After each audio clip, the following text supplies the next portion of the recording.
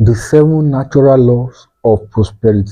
Today we are going to get started onto the other side of the coin. Remember, I told you 3 videos ago that we have a kingdom economic system which basically are 2 sides of the coin: the spiritual law of prosperity and also the natural law of prosperity. So we have treated the spiritual of prosperity 2 videos ago, but today we are going to treat the second part of the coin, which is the natural law of prosperity. This is actually the one that they will not teach you in church. This is actually the ones that you use your money to go and buy courses, pay for seminars, special classes, and the rest. So I'm going to give you for free on the platter of gold, and I want you to pay attention.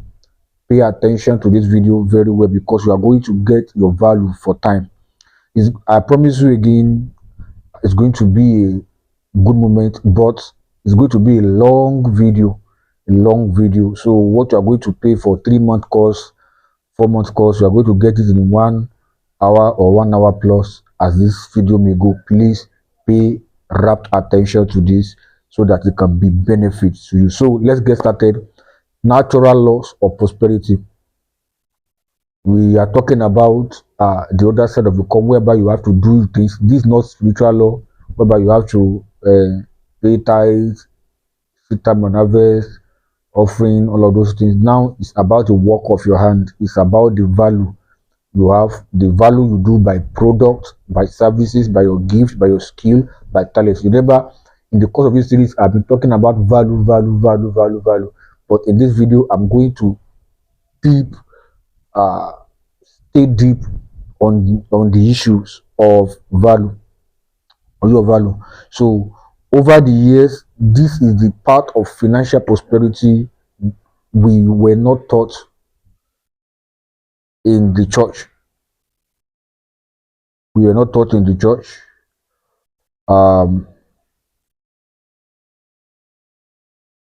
We neglected it, but it was embraced mostly by unbelievers, and they took advantage of it to rule over us. Also, in the mountains of influence, what we call the space of influence, they took over this. They took over this mountain because of this strategy I want to explain today. And even more than that, my assignment in this area is to open your eyes to opportunity around you, which can serve as a source of income just by solving problems in all our immediate environment or immediate society. And also, the natural law of prosperity answer to one principle, which is to identify need or problem in the society and explore yourself to be the solution that solve that problem. So when we say natural law of prosperity, it may have different heads. It may be an hydra, but it's just answer to one thing: identify a problem or a need and then solve it. Apply yourself to solve it. It's simple as that. So whenever there is problem, there's a reward in it. Whoever is courageous enough to step into provide solutions to that effect will receive the reward, whether they are young or old, believer or unbeliever, they are wise or fool, they are white or black in color, no matter the race you belong to. Once you have the courage to step into the scene to bring solutions to the problem or the need in society, then you are qualified for the reward. So unfortunately, I always say that many people always run away from problems, not because there's no capacity to solve them. They just run away from problems. Incapacity is not the real hindrance to solving problem. It's not. It is the unwillingness of men to pay the price to be the solution their environment is looking for. So the problem of man, if you want to articulate it from a wider point of view, we see that our problem is not actually incapacity. Our problem is actually the unwillingness to pay the price to apply ourselves to solve that problem. So whether a problem or a need arises around you, instantly you must have the guts to respond to it, because deposited within you is the light, the ability, the capacity that is meant to solve that problem in any given area. So whenever you are talking about problem, in reality you are talking about value, you are talking about skills, you're talking about gift, you're talking about talents, you're talking about anything you know how to do, you're talking about professions, anything you can do rather that can actually solve a problem. So in general term we use value. So value is the name of the solution you give to any problem. So generally, where you have gifted, you are talented, you have ability, you have certificate, profession, you run a course, do everything. What we use as general term for it is value. So value is the name of the solution you give to any problem around you, or let me say the ability to solve a problem is called value. The ability to solve a problem is actually called value. Therefore, there are 7 things governing the natural law of prosperity. So what to go down the line now? There are 7 things that govern the natural law of prosperity. So when you say natural law of prosperity, you're talking about 7 laws that, when engaged, it has the capacity to walk people into the realm of wealth. Yeah, I admonish you not to disdain any of this law, because embodied within it is the precept and the line needed to maximize the potential of engaging the law of prosperity. So these 7 laws is actually deep, wide, and comprehensive. So you need to listen twice and digest before you can actually understand this. So let's get started. What is the first law? The first law is the law of extent discovery. The law of extent discovery. Write it down. The law of extent discovery. What does that mean? The law of extent discovery is powerful. It means the ability, to the degree to which you can search, you can discover and identify a problem. So if you want to engage the law, the first thing you must do is that you must have the ability, you must develop the skill to search, to discover or identify problem. That's where your journey to wealth starts. Please don't take this thing for granted. Your journey to wealth is very easy if you understand these 7 laws according to in present manner. You must understand how I arranged it, because they are connected to each other. If you don't follow the first one, you're not able to follow the other one, because if you remove one, the whole law of this one is like a chain. So if you remove one, it will affect the remaining law. It will affect the first one you ignore.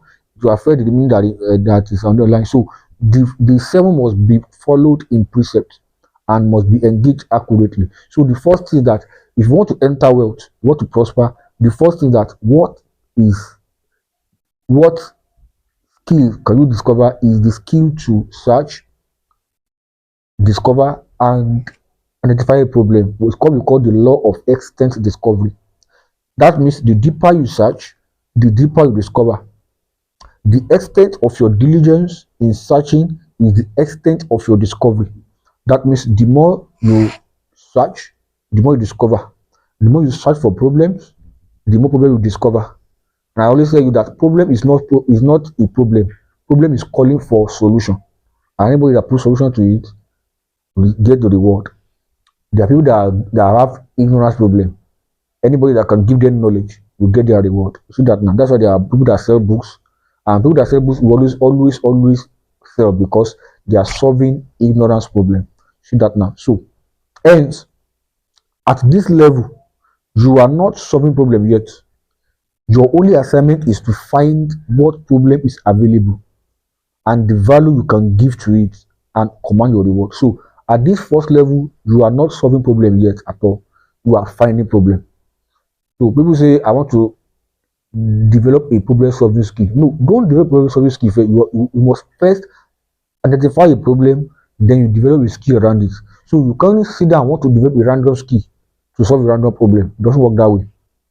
So because there is SWOT analysis, your strengths, your weakness, your opportunities, your threats. So you must often find a way, you must find the extent to which problem available, then you find the one that your strength can apply to.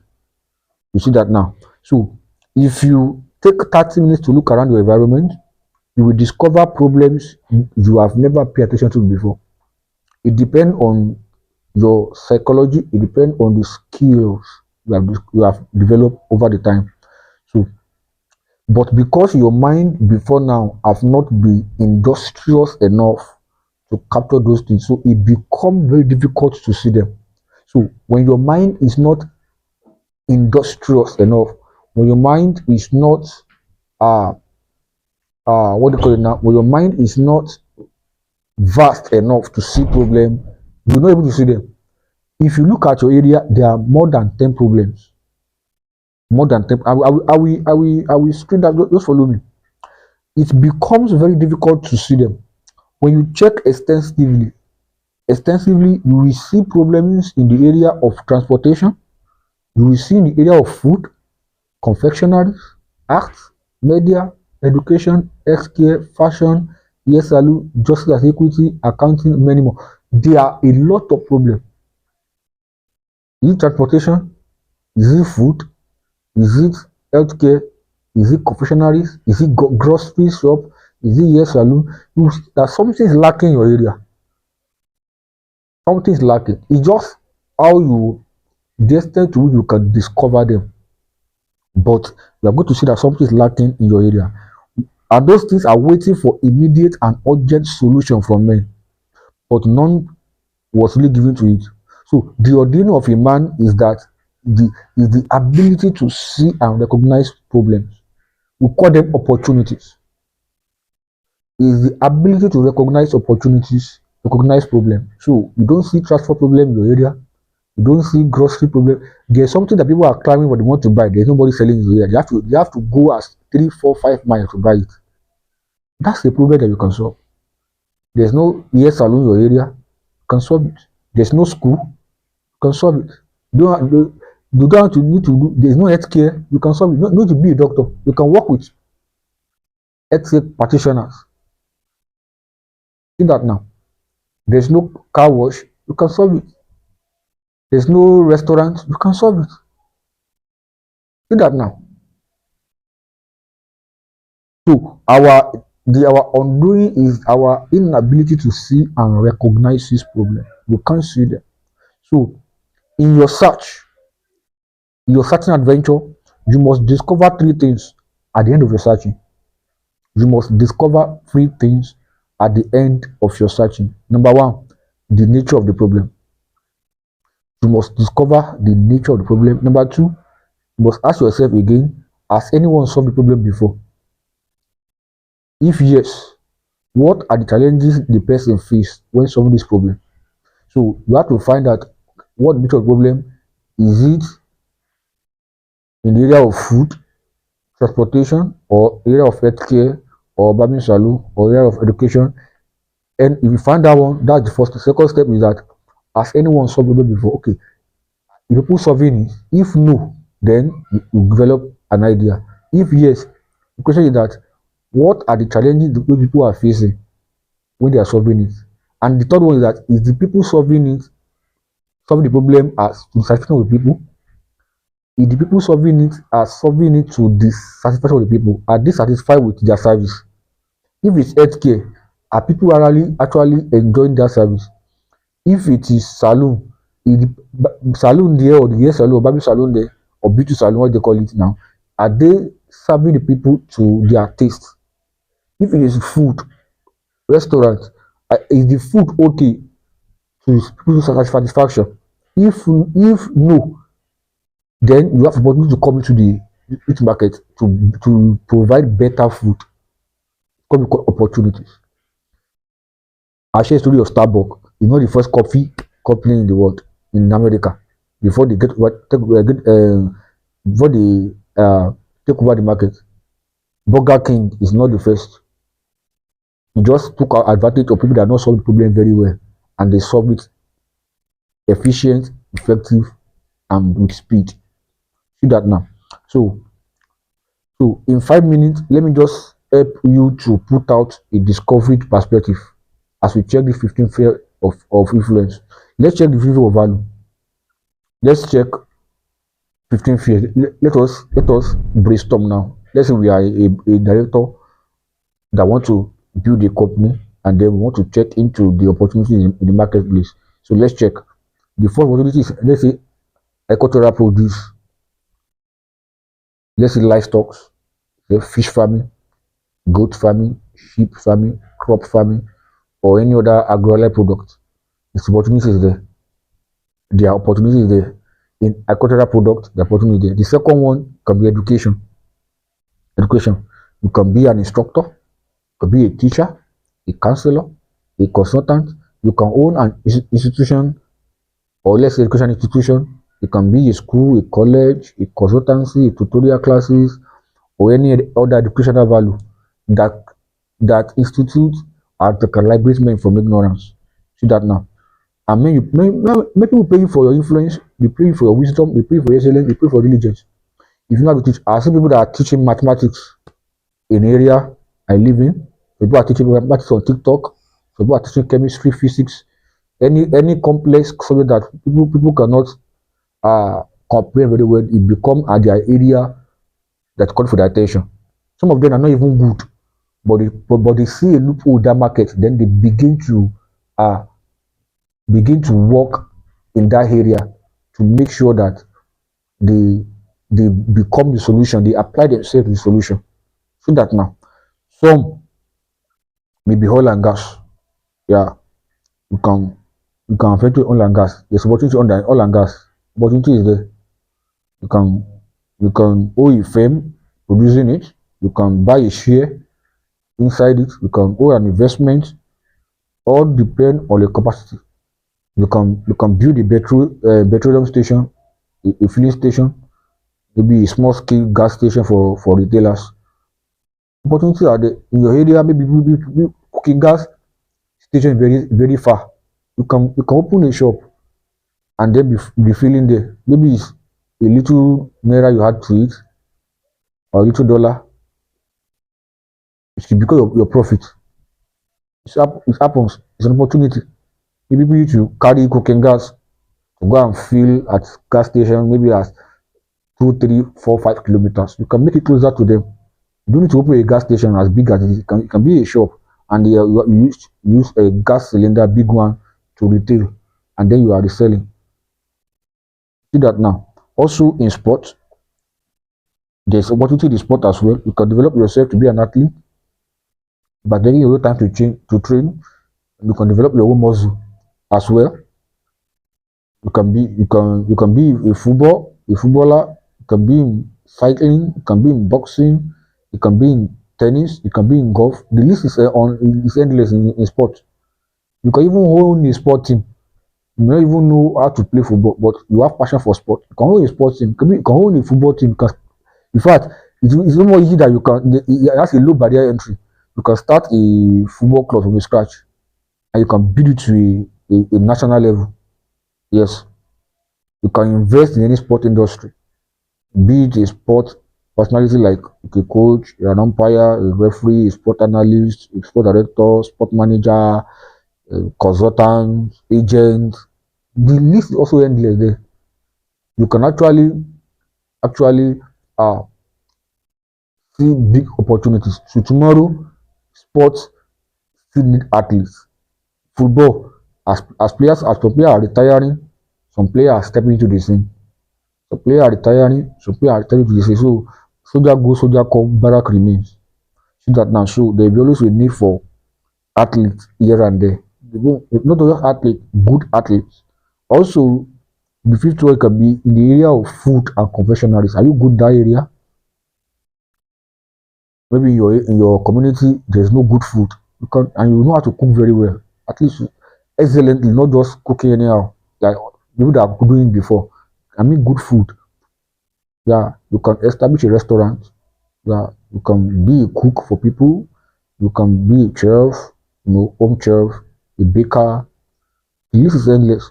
You can develop interest in making pastries, also like popcorn, donut, pizza, samosa, milkshake, peanuts, or any local made drinks that native to you. In Nigeria now, I have something like Zobo, we have Kono, every typical Nigerian man understand those ones. Tom Brown, see that now. There are people that are good in making those things. There are people that are good in making Zobo. Some people are very good in making Kono. Very, very one. A good one, healthy one. See that now. So also it can be area of sport, area of transport rather. Transport or logistics. Uh, you can discover that you can solve the transport problem, maybe due to high costs in transport fare or shortage of in the means of transportation. Maybe people that solving that problem before, their cost is so high because nobody is competing with them.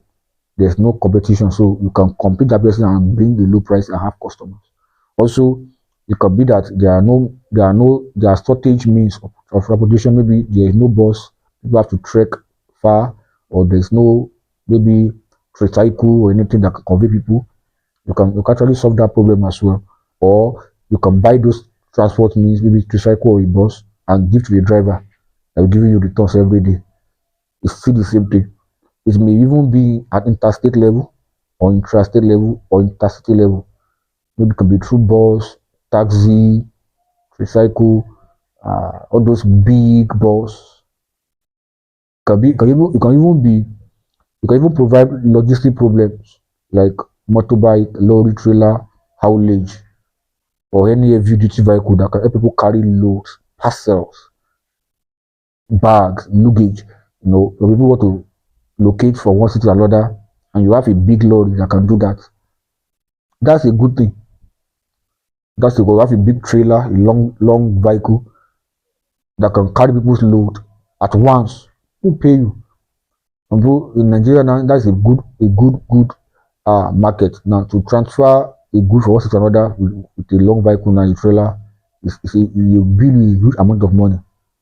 That is, transport cow, want to transport food, bag of rice, want to transport loads, electronic gadgets. A full lorry now is a big money. It's a big money. So if there's a opening that area to either from from your community area or to a big level, it's still the same.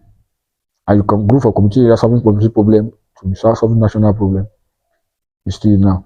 Also, it can be area of health. In fact, health sector is the area that need men most. Yeah, because every country don't joke with the health sector. Every country don't joke with the sector because health sector is the lifeline of every country. Because you can provide solution to problems arising in health sector. You can go to any charity institution or any certified institutions to be qualified in the various field. Sometimes problem about health that you have to be learned to qualify as a doctor, a nurses, pharmacist, microbiologist, food nutritionist. The list is endless. All is still working around health sector. Sometimes it can be in the specification, maybe a gynecologist, otolaryngologist, orthopedist, dentist, many more. Neurosurgeon. The the thing is many more.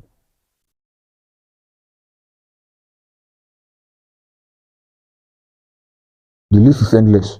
So by so doing, you are solving problems. And sometimes you may not be a person in health sector, but there's investments arise. Maybe a doctor want to start an hospital, but does not have let me say does not have resources to start because starting a starting of hospital in any country now, you need some equipment to be on ground, at least major basic equipment that meant for healthcare, different ECG scanner, MRI scanning.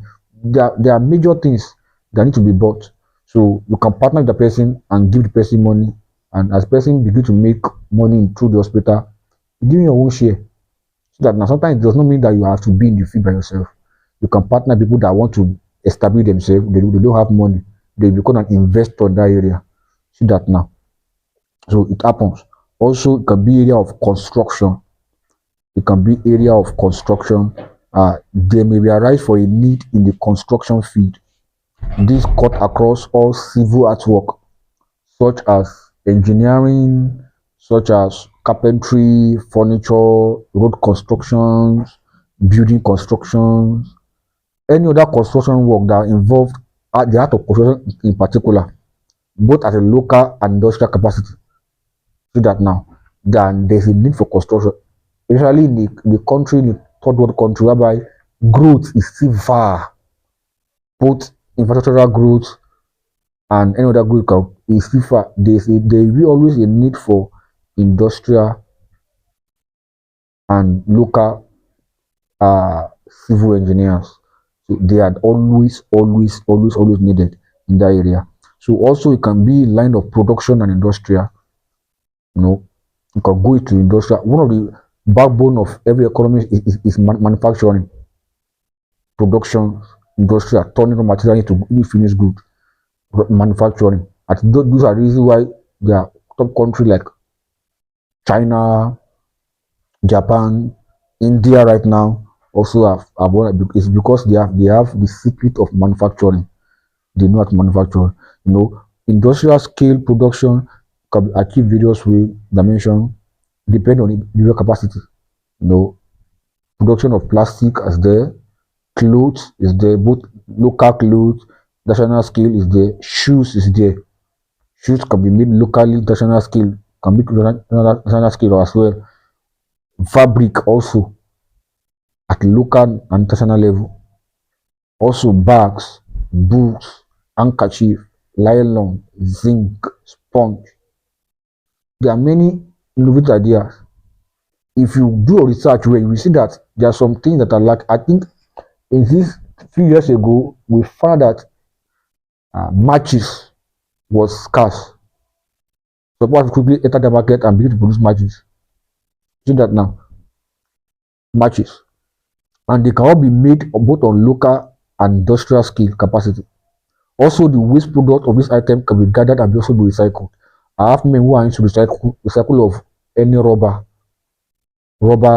any finished rubber, uh, any rubber waste. They have engine that melts them and they put them on different kg, different scale, and they resell people to industrial people. So sometimes they ship it abroad. People buy it and they remodel this rubber and use it to do a finished good again. Sometimes aluminium as well. Yes, people buy broken aluminium, broken iron, and refurbish them into a new one, because especially for people that are inside car production, aircraft production, house material production, they need iron and aluminium a lot. So they need people in that area as well. And it's a great opportunity for everybody that venture into it. These are secret money that people are making in Nigeria. Also, it can be ICT. ICT, there are many problems in ICT world that are yet to be solved. However, problems that pertain to phones, computer, software, web designing, graphic designing, software developers, in fact, those software guys are very needed. ICT trainings, robotics, artificial intelligence, surveillance and service cameras, control, we call CCTV, networking, cybernetics, telecommunications, many more. There are many problems in this area. It's just that sometimes this ICT problem is so vast and huge that it's very difficult to start at local stage. You need amount of money. That's what I mean. You need amount of money to start, at least at a level, as you scale higher. So you can maybe the one that can start there, maybe it can be at web designing, maybe learning graphic designing, software engineer, UI UX, you know how to develop a app. But when it comes to robotics, artificial intelligence, networking, cybernetics, telecommunications, CCTV, producing those ones at larger scale require a lot of money, licenses, and all of those things. So, but it's possible. Possible. Also, it can be a year of finance. Yeah, there are problems that are facing the finance world, our financial institution right now, and solution is needed in those areas. Every country now needs to solve the financial solution because everything we do around the world right now is centered around finance. In fact, people that are in the finance niche, they have highest advantage. Finance has highest advantage because such as banking, thrifts, loans, credit manager, bureau de change, exchanger, or we call them financial instructor, financial schools or institutions, fund managers, financial consultancy, many more. There are people that need, some people do have money, they don't know how to spend, they don't know what to invest in. That's when financial instructors, uh, uh, fund managers, consultancy, that's when they comes in because they now have money, are people that can actually and give them accurate knowledge on how to spend the money. It's just more than broker or you are doing brokerage. No, brokerage is not the real answer. It's people that can tell you this is what to do. You now sit down and think or pray about it and put your money where it's supposed to be. So they need men in that area as well. Also in the area of retail, distributor wholesales.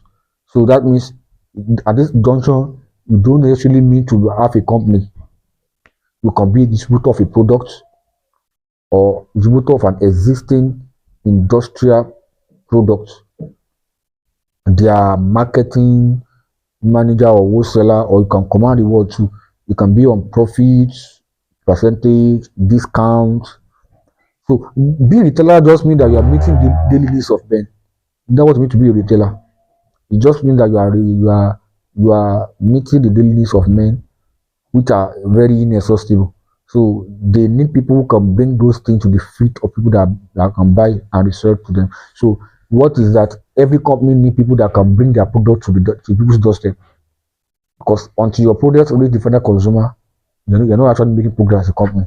So every company needs a a distributor, a retailer, a wholesale manager, all those things because the proof that your product is moving as a company is that men are actually using the product.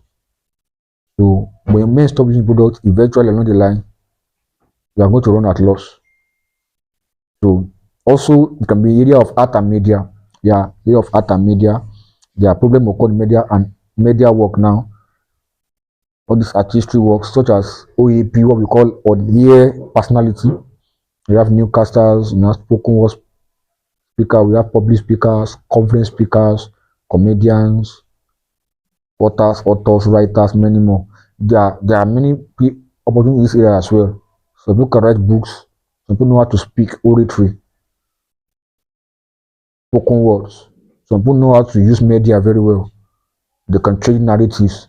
They even need them more in this world because we are now living in the world of narratives whereby people something will happen or people will change the course of it because they have power through media. And that is why at the time we have now, everybody have to have a media skill because we have in a world whereby people are now changing narratives a lot. A lot.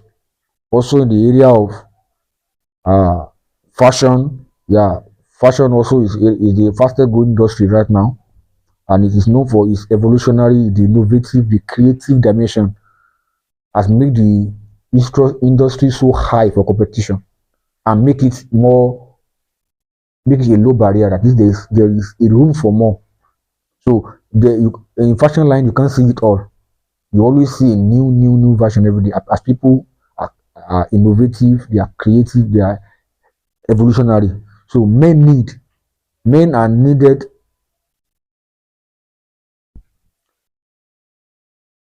in this area because God made men to take that sphere for him. Different design, and fashions are yet to be made. So it's a problem actually that is solution. So it's not it just it's more than not be it's more than just be a tailor or something. It's about evolution. It's about creativity. It's about innovative. That's why those fashion designers that are innovative, creative enough, they become the ruling people. So it's not just mean that you're going to be doing common style. No, there's room for it. There's room for more. Also, you can even be in ministry. Yes, God need me in ministry. With the decadence that plague the body of Christ right now globally, the relevance of the church is gradually going to extinction. As the darkness keep invading people as well. So there are even wolves in sheep clothing who have entered the fold. So God needs men who will pay the price to make the bridge for him. So a man who will still go after the lost sheep and disciple them for good harvest, God still needs them. So these are the 15 areas. There are still more, but at least I've done enough to give you 15 areas where you still need people, where opportunities are. Your own is to apply yourself to science. So after finding the problem you can solve from these aforementioned spheres of discovery, then your scope of discovery must cut across these four perspectives to give you time preference, accuracy, and I say precision research. So which means any area I want to venture in now, whether it's art and media, healthcare, agriculture, ICT, ministry, fashion, industrial, manufacturing, these three things must happen. Number one, the immediate view. This means any area of your discovery can be immediate and concurrent to people. That means this kind of problem need value solution on daily basis. Number two, does it meet futuristic view? After immediate view, does it meet futuristic view? This means that you can discover what you discover may not be something really needed for now, but with the high of an ego, you can see and discover that this thing will be needed in the next 10 years. These are possible. And that is why we need the Holy Spirit for us to enter the futuristic direction of this of value. To see this. There are many things that we have not seen now. In the last couple of years, let's say 2 decades ago, nobody can think about electric cars, but now we have them. Nobody can talk about supersonic aircraft, but now we have them. Nobody can talk about B2 speed aircraft that go out of radar, but now we have them. So innovation doesn't always come out of man. God can reveal to us. So it can have futuristic view. Number one, it can be forensic view. That means this specialized approach to discover problem which will be due for solution in the civilization to come. These are still things that science have not yet found solution to. Until men of light enter into the forensic layer and come back with innovative ideas of solving any identifying problem, what we call the forensic. Now, the forensic is different from futuristic. Futuristic is just talking about something that is just far, but not far from them. But forensic means that something that you need for another civilization entirely, that another generation entirely, that what is not in this generation, the generation can have it because you have forensic view of what you are doing. Also, it can be atmospheric view. That means the problem you want to solve, is it time bound, location bound? It may be time bound and location bound. For instance, there are values that only needed during cold weather. Some values are needed during hot or warm weather. Some values are needed in the crowded areas. Some values are needed where there's people with low standard of living. Why some are needed people with high cost of living? That's among wealthy people. This kind of value, the kind of value you give to the poor, can never be the same you give to the rich or the wealthy people. So all this important gap must be conscious of during the discovery process of the problem you want to give solution to. So you can't say I want to solve a problem. Now, who are you solving problem to? Is it time based? Is this weather based? I can't be sending Christmas quote every time. It's only the Christmas period. That problem I want to solve now will be seasonal based.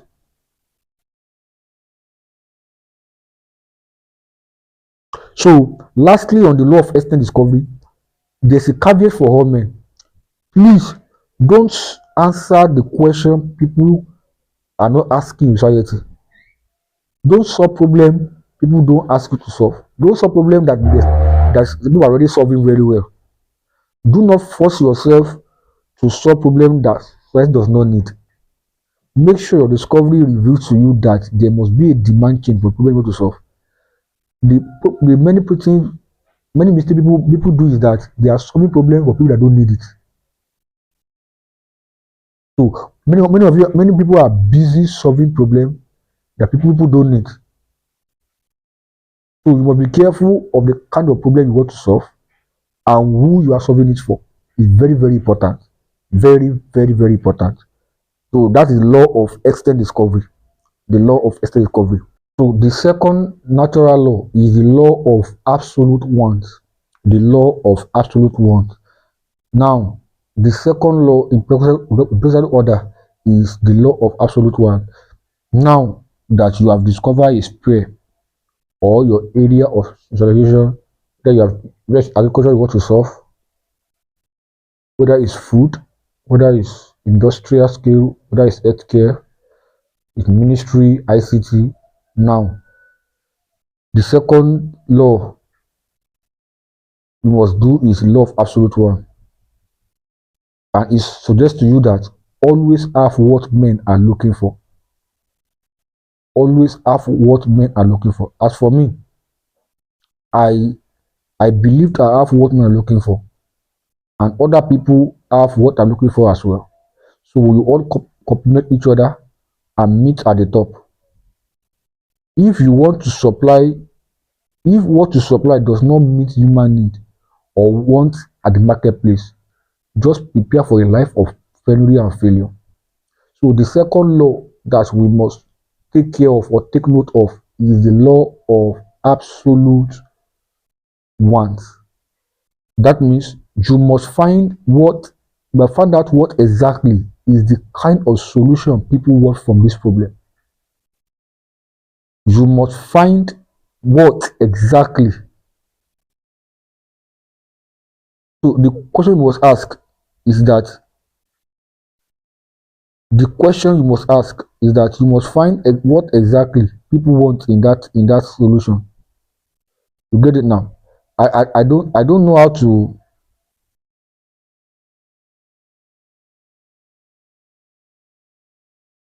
to say it more better, but the question you must ask yourself is that you must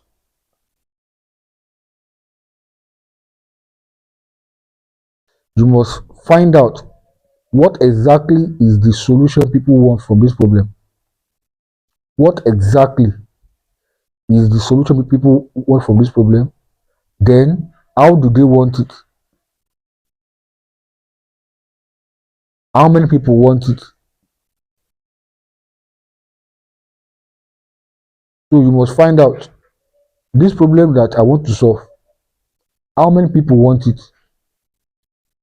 How do they want it? When do they want it? Get it now?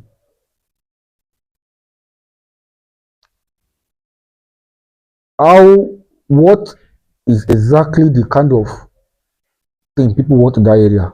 So you must always have the exact solution and as well the kind of solution men are looking for. Sometimes you want to solve a problem, but people don't need the way you are solving it. Yeah.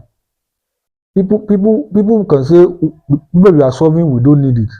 Or let me say the way you're solving it, we don't need it. Yes, it's happened a lot.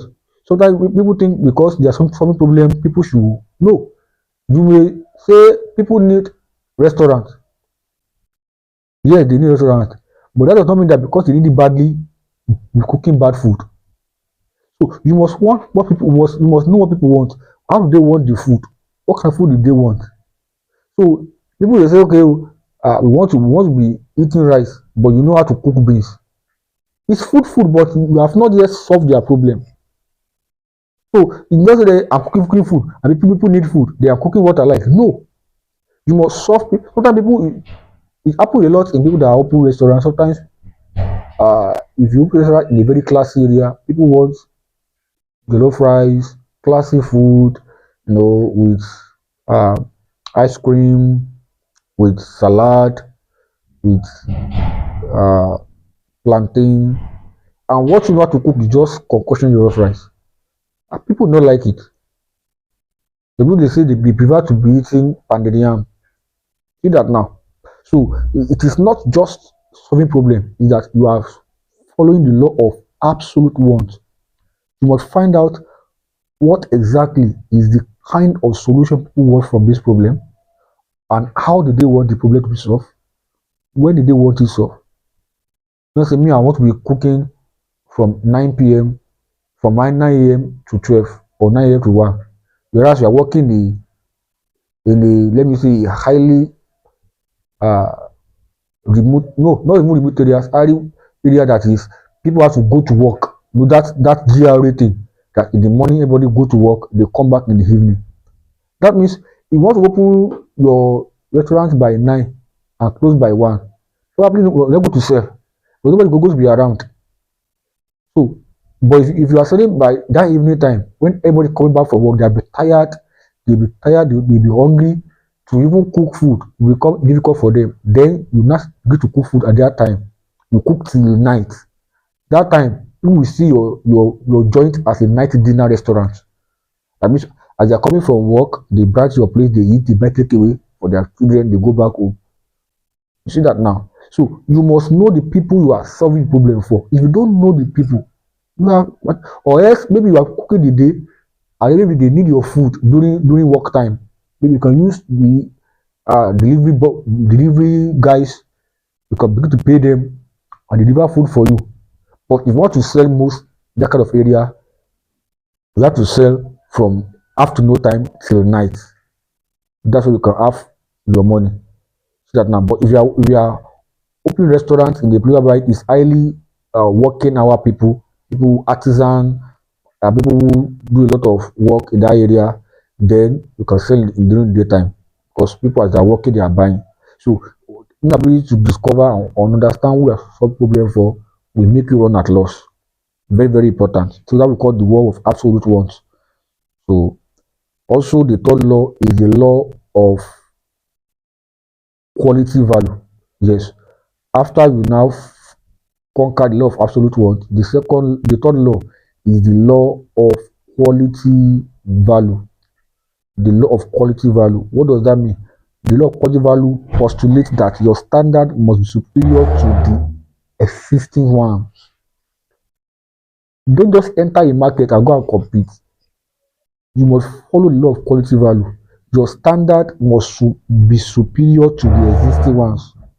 That means you may not probably be the first person to explore or discover a problem in that sphere, and you will not be the first person to solve that problem. So your inability to supersede the existing level of solution will demand that you are going to fail.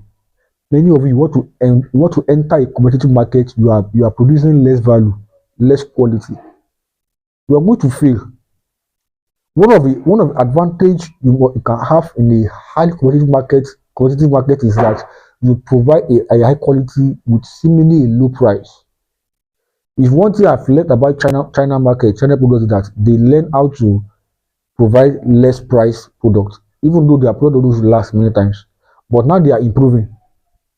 See that now. So if you are not having quality value, that's why no matter how vast the American company is, they can't overcome China in level of technology production. That's why the likes of Nokia, everything, they failed, and they have to fail. In fact, it will not make you unprepared that companies like uh Techno, Infinix, Rimo, they are from the same company, just different brand name. The same company, just different brand name. Fortunately, in your sphere of value, people may be managing a lower solution because they have not seen superior ones. They have not seen the superior version of it. But the moment they see it, they will ignore that lower version then they will migrate to the new one.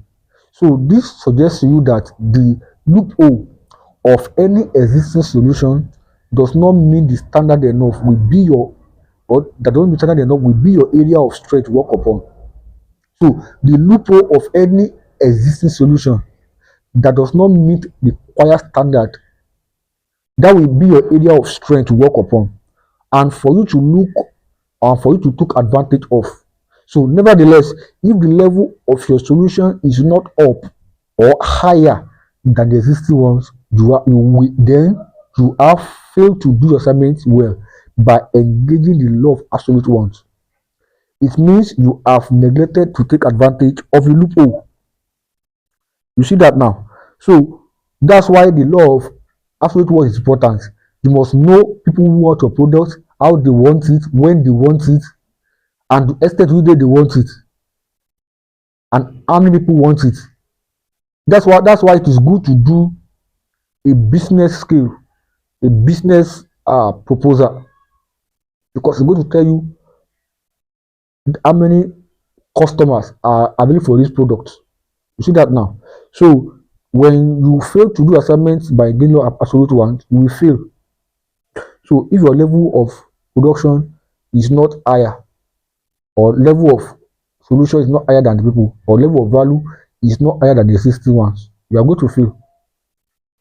I said story about Burger King in America again and again. The reason why Burger King have an advantage was because of people queue 30 minutes, 45 minutes for a burger.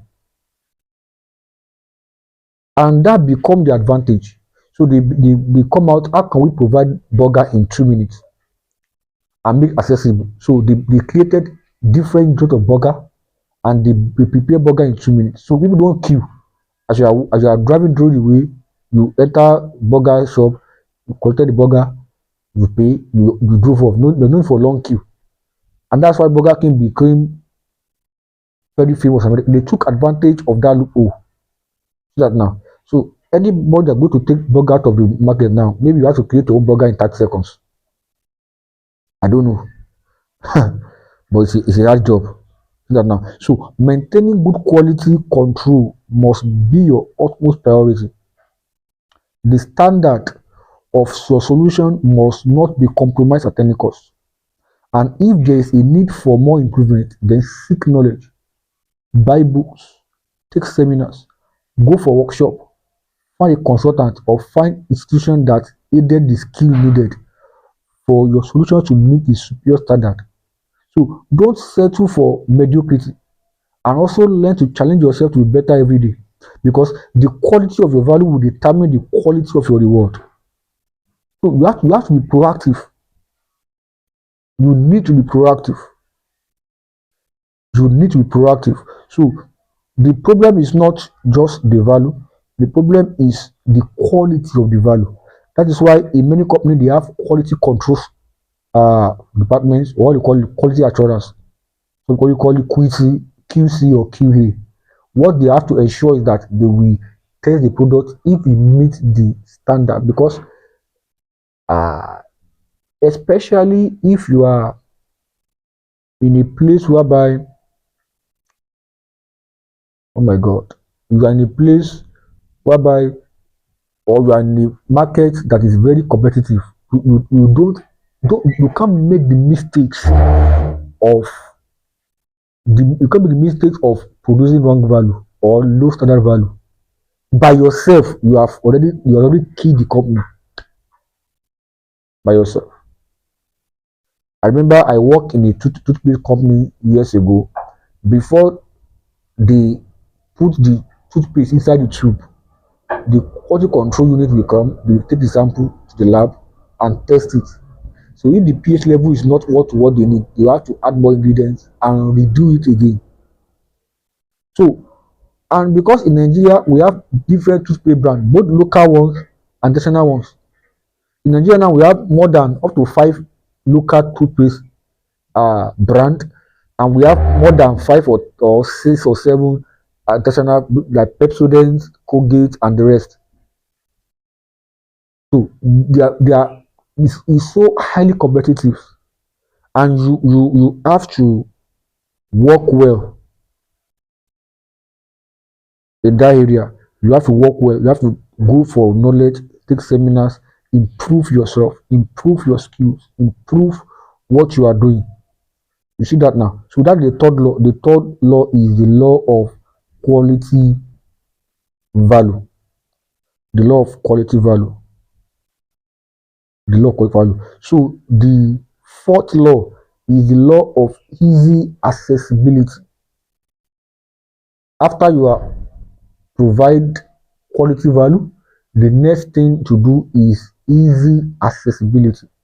So after making your value to meet the standard required at the top level, then the next thing to engage is the law of easy accessibility. This requires building a high level strategic marketing skill. Now, this is the problem, and this is only different from many major problem solver. Accessibility. You want to build a school? Is the school accessible? This requires building a high skill strategic marketing skill rather, a location friendly, multiple entries, user friendly, and proximity to make your value to be easily accessible by the general public. One thing that kills many business now is that the location of their business is not easily accessible. Except you want to solve a problem that is meant for a certain community, like it's for them. If your goal is to reach everybody, it has to be accessible, very very accessible. One thing that Burger King made is that they need to create joints, different joints of burger shops here and there. That in a particular area, you have to find like 3 or 4 shops. Same go with Starbucks. They make coffee become accessible for everybody. You know, sometimes your value may be good, but the inability to for the public to reach out to your value will make them go for another value that is very close to them. So even though if your value is good than the one they opted for,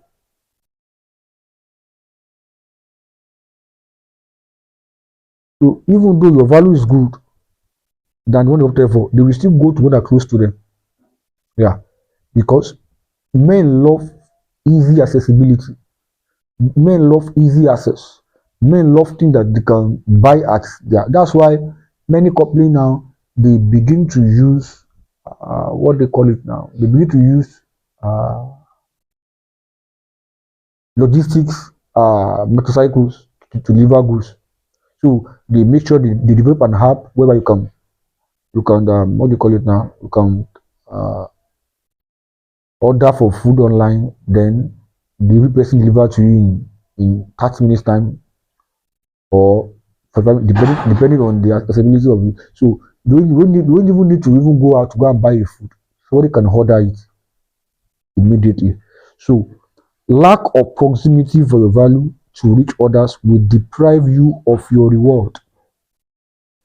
That means the closer your value is to people, the more it will be demanded for. People can go for what they are seeing. That is why, as I mentioned a few videos ago, that one of the advantage of many companies is that they took advantage of distributors. Distributors are very powerful in the marketplace. They can determine which goods will fill the market and which good will not fill the market. So if you like a product and you have a good time with them, you give them a good higher profit margin, they can suspend every goods and make sure your goods become flooded in the market, that people will not have choice than to buy that goods. They don't have choice. Let's say, for example, I'm a distributor and I can distribute for different, maybe 4 or 5 companies for the same brand. Let's say Maggi as an example. people that do Maggi, or people that do seasoning, food seasoning. I have 3, 4, 5 brands I'm working for now, and I say for all of them, I say distributor. Now, if a company comes to me and say, okay, we want you to make your customers base to buy our product more, what I will do is that I will shut down other people's brand, and I will bring uh, that product. I will flood it to the market. I'll have a way to force it on my people by cheaper price, discount, and all of that, and they have to buy. Especially if the good is good. So distributors are very powerful, and they make the law of easy accessibility to work very well. So lack of possibility for your value to reach others will deprive your reward. So that means the closer your value is to people, the more to be demanded for. Sometimes it is very good to do a survey of whom and when your value will be needed, so that it will give you accurate projection. So that it will give you accurate projection on location choices and proximity. So when you do a review, a survey of who need your product and when they need it, and even how they need it, it will give you accurate projection of location choices and proximity issues. So you know the people that need my product most, then every outlet I go to open will be closer to them or be in their midst. See that now. So you have a big job to do, which is to make your value to be easily accessible by the general public. So when your value become easily accessible by general public, then you have conquered the law of easy accessibility. Law of easy accessibility. These are not natural laws. Like I'm even teaching you a consultancy now. Like I'm doing consultancy for you. I'm doing what they call it now. I'm doing seminars for you. So these are the things that you're going to teach you when you pay for it. How to start the business. I think you're going to need. The business must be accessible to people. People must feel they must be able to access what you are doing for them. So it's not just enough to solve a problem. Is the problem accessible to people that need it? If not, a job to do. You have to solve the accessibility problem. It has to be solved once and for all. See that now. So law of easy accessibility. The fifth law is the law of feed text feedbacks. Feed text feedbacks. Feed text feedbacks. Test. Test. Feed test feedbacks. What does these laws mean? These laws, the law of feed test feedback means there must be a marketplace survey from the general public concerning your value, and all the inquiry received from the public on the value offer must be assessed, whether to increase, adjust, or to maintain the existing value, or maybe they want something different. So what the law of feed test feedback is saying is that you have to conduct a marketplace survey from the public and ask them about your product, either to increase the value or to adjust your value or to maintain the value as well. So this law makes sure that you are having feedbacks from the marketplace. You are having feedback from the consumer. See that now. So this law can be activated by setting up even customer care lines, public relation officers, paper or like questionnaires, or one-on-one verbal communications, or any other effective mode of receiving feedback from the public. And then certain personnel must take time to process and evaluate those information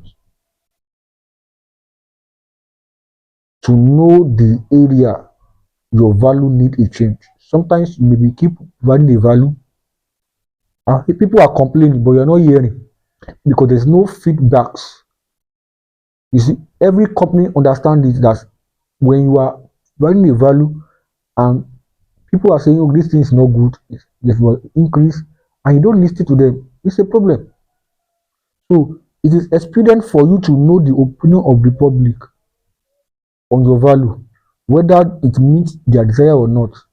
You can never ignore the concern of the people, or else you'll be only want to use your value. So when it comes to the law of free text feedback, is that you must have a way to have a response from people that use your product. So because the product you are making is not for yourself. Imagine a restaurant that open and then you don't ask your customers, is the food good enough? Ask for review. If it's good, they will tell you. If it's not good enough, they tell you adjust. Maybe pepper is too much, maggi is too much, no salt is too much, salt is too high. No, there's a way that you adjust, and at the end of the day, you're going to be perfect. It's going to be extraordinary. It's going to make a lot of sense. And you see that people begin to make use of your products, and you have a wider audience because you are now doing things that can suit what they want and what they want to use.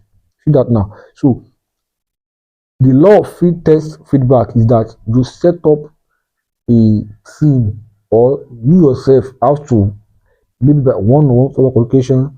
It can be a sample survey, like let's say 10 out of 100 or 20 out of 100 or 30 out of 100 of people that comes or use your product. Just ask them a few questions. What do you say about the product, about my services? Is it good enough? What else I adjust? Blah, blah, blah, blah. And then you go to adjust. One thing, years ago, there's a guy that used to barb my hair for me. But every time this guy barbed my hair for me, I used to have injury. He will use clippers, he will just be forcing clipper on my chin, on my head. If you want to do a shape for me, the place will just be bleeding. I told you one day, I said, this your clipper is too sharp. At least reduce your voice. In my house, I have my personal clipper. I can shape myself. I don't used to bleed. It's just because sometimes I was a professional hand. That's why sometimes I used to go to barber salon and do it, and people do it for me. So this guy does not answer. Little did you know that the same way I'm complaining is what people are having their minds too. But those people they stopped coming to his shop. He didn't tell him. But people that told him, he sees them as enemy. So gradually, customer begin to reduce. Because your service is not for yourself. When you are serving a complaint about service, you have to change. So after a while, I began to find I searched for another barber. I told the guy, before you start barbing me, before I become a customer, listen very well. The last guy that is barbing me, he will be barbing me, I'll be bleeding. The clipper will be too sharp. If you do the same, you won't see me here again. The guy look at me. If you do the same, if you use your clipper to cut me or it's paining me, you won't see me here again. And the guy, since that day, that caveat shocked him. And I told him, I said that this is what is happening to every barber too. You just think that just forcing clipper on people's shin, people's neck, everywhere just bleeding. You're not a good barber. And sometimes when it's not time for you to go and bath, or the moment you apply the soap on your face, everywhere will just be paining and be it's a very uncomfortable thing. Very bad thing. And the reason why they lose customer is they ignore the law of text feedback. Anything you are doing, you must learn that I'm doing for people. then I must take people's opinion seriously if I want more customers. That guy, when people ask me that I should uh, give them or I should recommend the Baba for them, I don't recommend the guy. I don't recommend the guy because I know that if I recommend the guy, by the time the person I recommend go back, he will blame me. So, and people do these things and they will think it's one demon somewhere. It's you. You are not taking these things seriously. Do that now. That's how it is for everybody. Any job you are doing, people will give you the word feedbacks. People will give you feedback, either you are doing well or not. If you are doing well, keep it up. If you are not doing well, you adjust, you improve, you increase your products or your services. So that's how it works. So the sixth law is the law of sustained probity. The law of sustained probity. The law of sustained probity.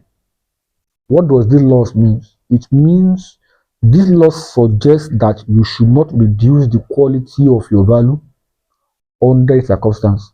And you think that's all, but follow me carefully.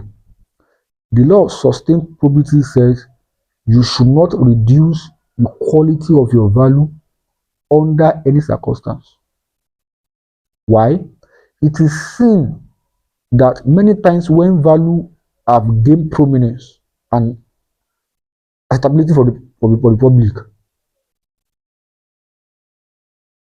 when value have gained prominence and is widely accepted by the public, that value giver begins to reduce and violate this law to their own detriment. And what do? The moment you begin to reduce quality and quantity of your value for no reasonable reason, you are inviting other people to come and solve the problem for them.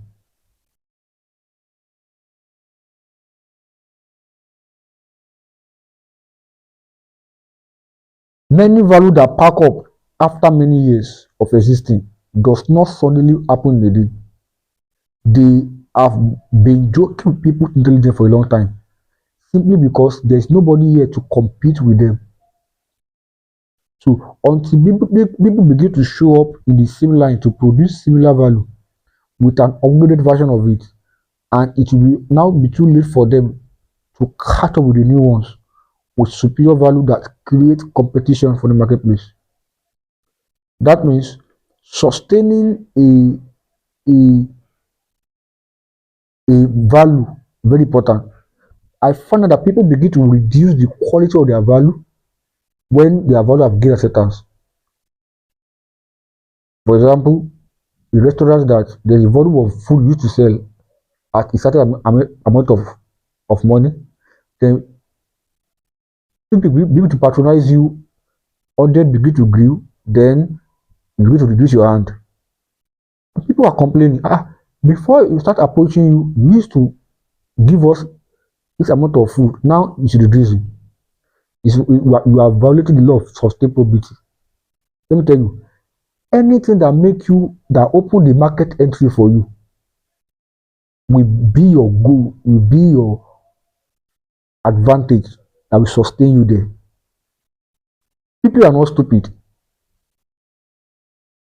Anything that open market for you, before you are selling maybe 4 units of something for 1,000. Now, because people are beginning to buy from you now reduce it to 3. That's the problem. Now, if there's a general economy issue around the world or around your country, that everybody will understand that it is increase the price or inflation or price hike. But nothing happen, just begin to reduce because of people are now patronizing you, or you have wider customers. You are calling for competition.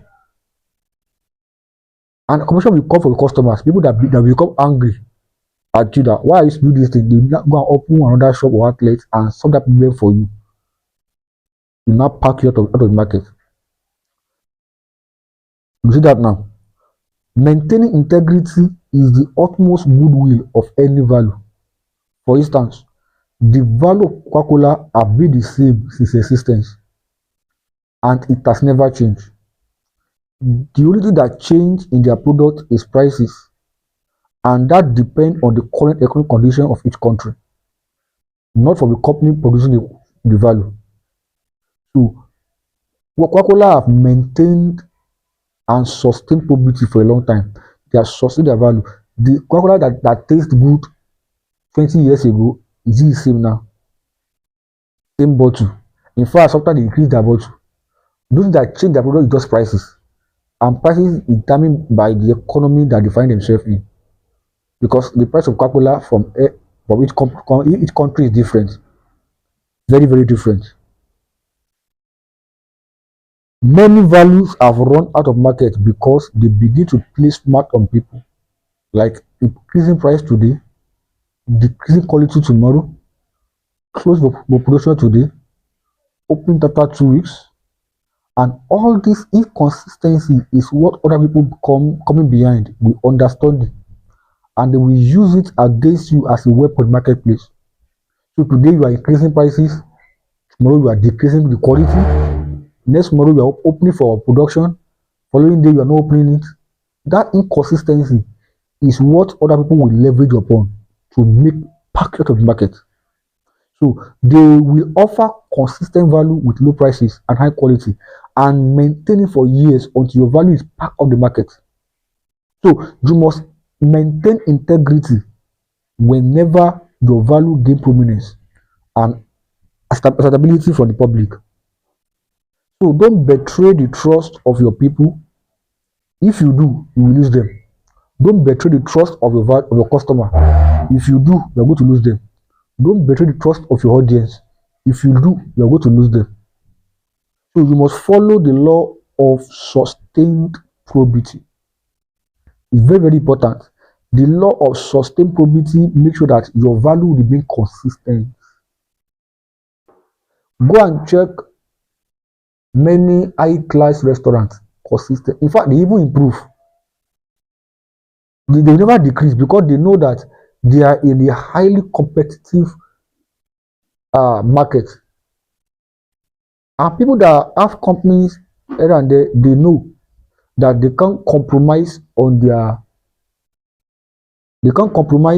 quality, they can't compromise on the value they produce, they can't compromise on what they do. So either they increase or they maintain it. So you must learn to follow the law of sustained probity. The law of sustained probity. Then the last law here is the law of substantive evolvedness. Substantive evolvedness. Substantive evolvedness. That's the last law here. And what does this mean? It means that we all know that life is transiting from one innovation to the other. So it is demanded that you bring forth the newer dimension of what you do. It's called substantive evolvedness. You are evolving. Because humans have exhaustible realm where they get tired of value. Which means after a while that your value have been around, people want to see the newer version of it. They want to see innovation of it. They want to see upgrade. They want to see superior version of it. It's called the law of substantive evolvedness. That means that's why many products, many companies, they go for the packaging. They change the nylon, they change the carton, they change everything because of human nature easily get tired of things. They want newer things. See that now. Sometimes they can do higher pack of it. See that now. So, and let me repeat again that for emphasis that there is always a realm where men will get tired of your value. Therefore, you must always strive to give new customers friendly value. People are obsessed with progression. People are obsessed with advancement. People are obsessed with development. People are obsessed with newness. So do not remain the same the way you start. The world is evolving at a very high speed, and stagnation is very bad. it will make people to catch up with you very fast. So there must be newer fashion, upgrade, development of what you do. People love newness. That's why when they open a new restaurant, people flock there. When they open a new boutique, people flock there. When they open a new grocery store, people flock there. When they open a new everything new, people love it. People want to see the next thing in line. And that's how men operate. For everything you do, for every value you offer, always remember that change is a constant thing, and you must be ready for it at any time. Change is a constant thing, and you must be ready for it at any time. So the only way you can be above this thing is that you go for newer fashion of what you do. You go for newer fashion of what you do. Go for upgrades. Opted in to advance the value you offer at every point in time. Remember, this will be a theory and ordinary knowledge to you. It will never find expression in your life until you begin to engage it by obeying this rule diligently. So, all these things I mentioned, including the last one, will always be a theory until you learn how to evolve, learn how to make it work, learn how to expand in it. So, the law of substantive evolvedness is talking about giving upgrade, changing ideas, innovating ideas. It can be the same, it can still be the same thing, but you are repackaging it, you are making it new. That people are not exhausting your no, people can exhaust you 1 year. People love newness. That's why everything you do, you repackage it, you remodel it, you renovate it. You see that now. You make it new. People will not get too familiar, and you keep them trapped with what you do. But if you become stale and plateau and stagnant, then gradually people become familiar. And when familiarity settings, people become they become used to it. And when they become used to it, they become tired. They want to see something new. And the day somebody opens something new around you, gradually they will just, it's what we call customer migration. It's what we call customer migration. People migrate, people deviate, people go and find new things because they are hungry for it. So these are the 7 laws, or let me say 7 natural laws of prosperity. That means for recap, you must learn this law one after the other. Number 1, the law of extent discovery, and number 2, the law of absolute want. Number 3, the law of quality value. Number 4, the law of easy accessibility. Number 5, the law of text feedback. Number 6, the law of sustained probity. And number 7, the law of substantive evolvedness. So when you take care of this law one after the other, then I congratulate you and I welcome you to the era of wealth. Now, this thing will not happen in 1 year.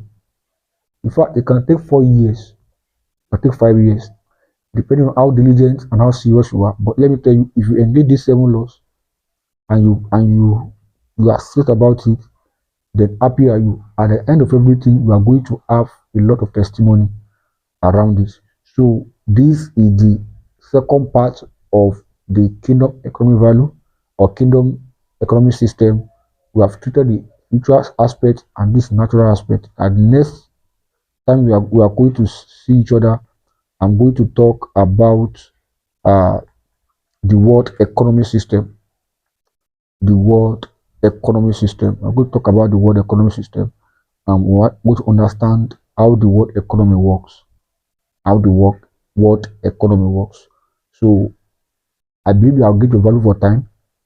Do well to subscribe Also share and comment and like the video below. So next time I see you, thank you so much. God bless you. Bye for now.